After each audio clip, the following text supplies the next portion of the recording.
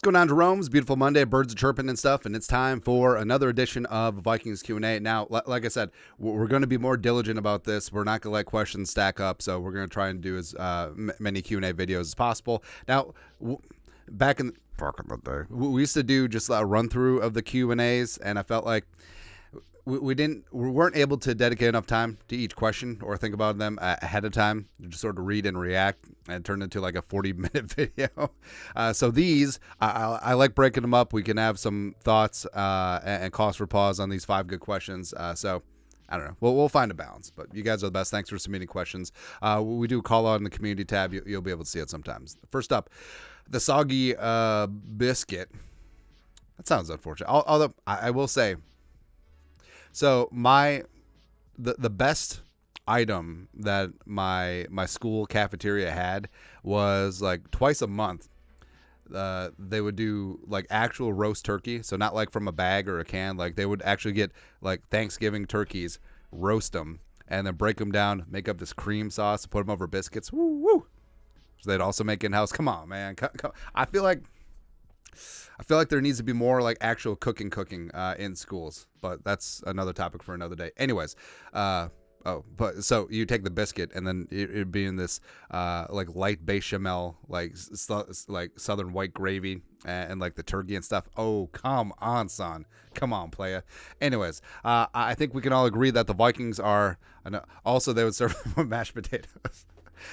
Or so it would be, Also, we're eating this at like 10:30 in the morning as like kids, right? So they wonder why like kids want to doze off. Anyway, so it was like biscuit, cream, turkey. It was mashed potatoes, and it was corn, and it was like dessert. And also, since we're teenagers, they had like 3 chocolate milks. And you wonder why. Why are these kids so tired at like 1 p.m.? Don't worry about it. Anyways, I think we can all agree that the Vikings are one of the most criticized teams in professional sports. What did we do to make the media dislike us so much? It's a good question. And I feel like what happened is this goes way back. I mean, the Vikings being the OG, lovable losers of the NFL. So before the Buffalo Bills lost their Super Bowls, before the Bengals lost their Super Bowls, the Vikings 0-4.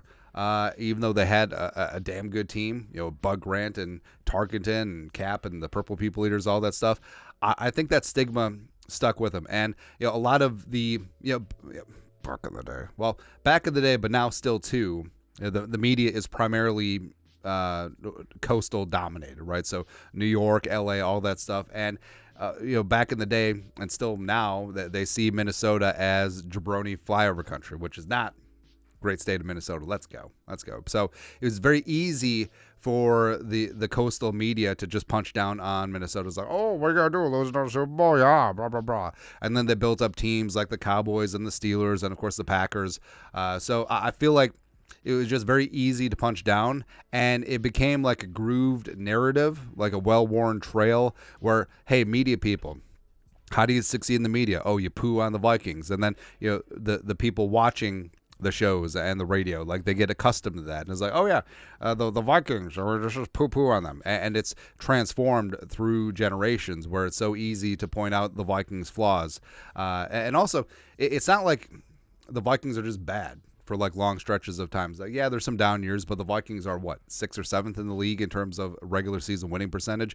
So it's not like historically the Lions, or it's not like historically the Browns or whatever, where it's just like, oh, stop picking on them, and they can't defend themselves. Like, no, the Vikings always have these good teams, and they always find the banana peel and slip up stuff, or like slip up like Steven Gerrard. Look that up. What's up, Sylvie? She has thoughts. So I think that's what it is. Plus, catering to the national media darlings, like we said, the Cowboys and the Packers. I mean, the Vikings are obviously historically intertwined with both those teams. So, hey, what do you do to build up the Cowboys and the Packers? You punch down on the Vikings. And anyone associated with the Vikings gets that treatment. And also, it was a perfect storm. So, Kirk Cousins, the national media certainly doesn't have the time of day. So, the fact that he was on the team that the national media doesn't have the time of day for, it was a perfect storm, man. But we weathered the storm. That's all. Next up, R3. Did Kwesi make the first trade too early? So the trade with the Texans getting 23 for the Vikings second-round pick and future second-rounder. It seems like a poker player that overplayed his ace-king suited too aggressively before the flop. As an Asian, I feel like you can't play it too aggressively. And I know that like the old man coffee, OMC was like, well, pocket twos have a better chance of winning than ace king, blah, blah, blah. Or they say the ace king's a drawing hand. Get the hell out of here. The whole thing about ace king is that, yes, it is a premium hand, and also you can you do have fold equity. You shove on someone else, hey, why don't you just call it off with pocket twos? Deuces, go ahead. Can't seem, also, if you have a very loose and aggressive image, I mean, someone may call you down with ace queen, ace jack, and you just have them in jail. It's good times, man. Can't seem to figure out why he didn't wait to make the move till a week or so before the draft. He just gave other teams a clear view of our plan, as well as time to talk at owners meeting to try and outmaneuver us. Well, I actually don't mind the timing of this because Kevin O'Connell and ownership, they've talked about flexibility. And the Vikings could just stick and pick and at 11-23. And frankly, even if they weren't in the market for trading up for a quarterback, they may have still made this deal because they're in the thick THICC of the talent strata of this class in the top 30, 40 picks. Also, it's one thing to, during negotiations, it's one thing to have a hypothetical. It's like, well, what if we got you a 2020 the 23rd pick and blah blah blah on top of 11? No, but actually having it on hand is tangible. So in terms of talking hypothetical trades like the Broncos and the Raiders and the Giants, Ken is like, oh, we can offer you future first rounders. No, we can offer you this right now. All right, and I think that especially teams like Washington, teams like New England, Arizona, teams that are in the midst of a full-on rebuild, having those 2 first-round picks, like we said, in the thick of this decal of talent in the first round here, that means more. And I think it's perfectly fine because, yeah, other teams know what the Vikings have on the table right now, except I don't think the other teams can outbid the Vikings unless they do something crazy like the Broncos giving up 3 first-rounders and Patrick Surtain, which is just that's delulu. That's ridiculous, man. Also, if I'm the Cardinals, I would take that deal in a second. Or, if I'm the Patriots, I would take that deal in 2 seconds because then you have Gonzo and Surtain. Baby. Come on, man. But no, I don't think he did it too early. Frankly, I'm glad that he did it because now you do have time, as opposed to if you struck this deal like a week before the draft, then there could be scrambling and gambling. And also, I mean, have we considered that it's the Vikings who are fielding offers from the commies, New England, Arizona, and the Chargers? Because for all the reasons why we say, I mean, the Vikings could feel comfortable just sticking a pick in 11-23. If you're a team like Washington, New England, and Arizona who are looking to rebuild and have multiple bites at this apple, I mean, that trade down could be some value. All right, so maybe it's the Vikings who are actually taking offers as opposed to the other way around. Next, day of victory hip hop. Your top 3 offseason moves so far this year and least favorite offseason moves so far. Well, I mean, defensively, it's where it's at. So I understand why they let Daniil go. I understand why they let DJ Wanham go. And the contracts for Grenard, Van Ginkel, and Cashman outside, how about that? I mean, their value, and they're taking care of these guys as they're ascending in the midst of their prime. And I think that Flores, especially having a larger hand in personnel this offseason, it's huge. So completely remaking this front 7 the way that he wanted to do it, as opposed to just trying to fit a square peg in a round hole the way that the Vikings have had to do it over the last 2 years with existing personnel from the Zimmer regime. I think it's great. Also, of course, the Aaron Jones signing is going to be very good.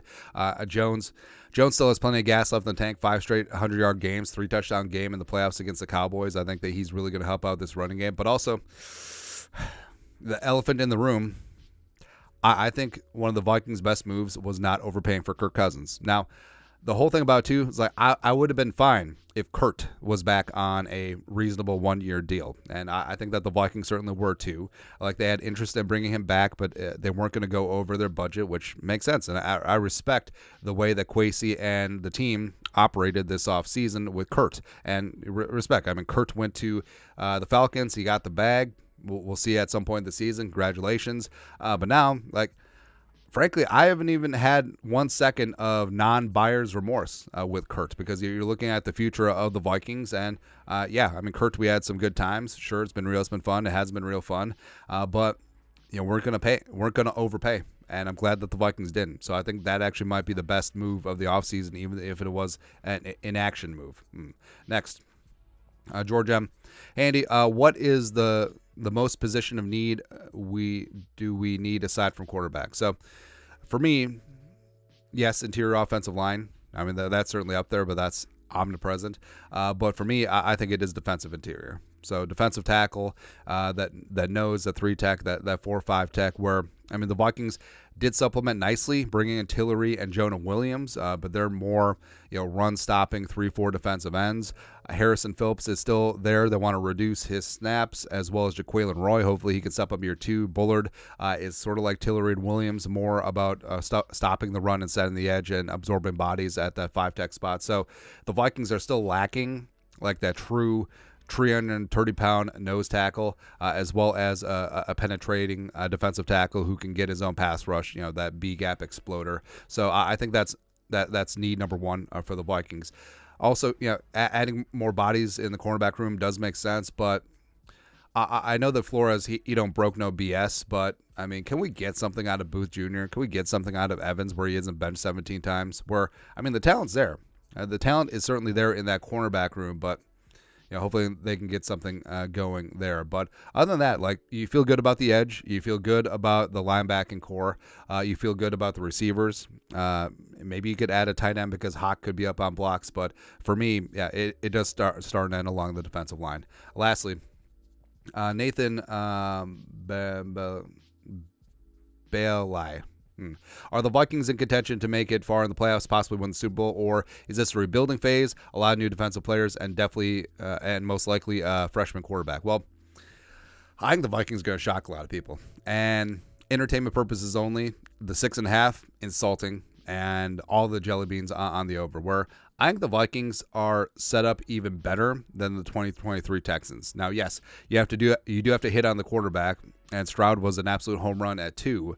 But the Vikings can trade for a quarterback, and they might not even play him this year because of slinging Sam Darnold. And for all the reasons why we've listed that it's a perfect spot for a rookie quarterback, it's also very good for Sam Darnold. So you have the receivers, you have great tackles, you have a running game with Aaron and Ty Chandler, you have a great offensive-minded head coach, and Flores in that defense, I mean, Flores took the 31st ranked defense in the league last year and turned them into a top 12 adjacent unit, and they're only going to get better.